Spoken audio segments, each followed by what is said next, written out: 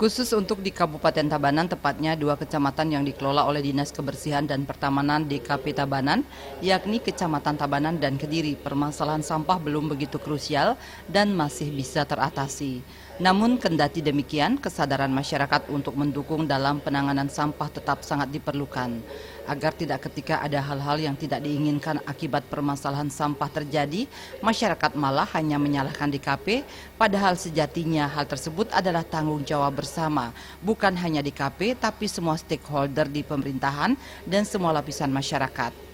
Sekretaris DKP Kabupaten Tabanan Iwayan Sukanreyase menyatakan, secara umum kesadaran masyarakat di Tabanan untuk tidak membuang sampah sembarangan sudah baik, akan tetapi hal ini akan terus ditingkatkan, salah satunya yakni dengan menggalakkan sosialisasi mengenai penanganan sampah dan pemilahan sampah.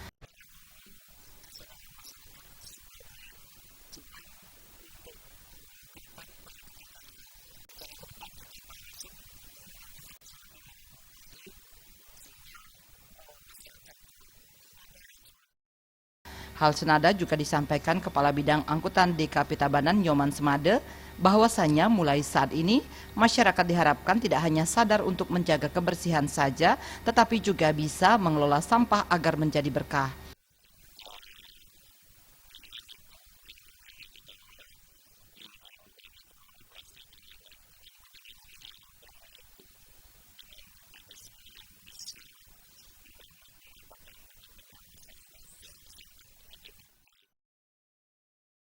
Dengan adanya sinergitas yang baik dan kesadaran seluruh lapisan masyarakat dalam mengelola sampah dan menjaga kebersihan, kekhawatiran akan adanya musibah yang diakibatkan sampah tentunya bisa diminimalisir. Gargita dan Yudi Partana, Bali TV.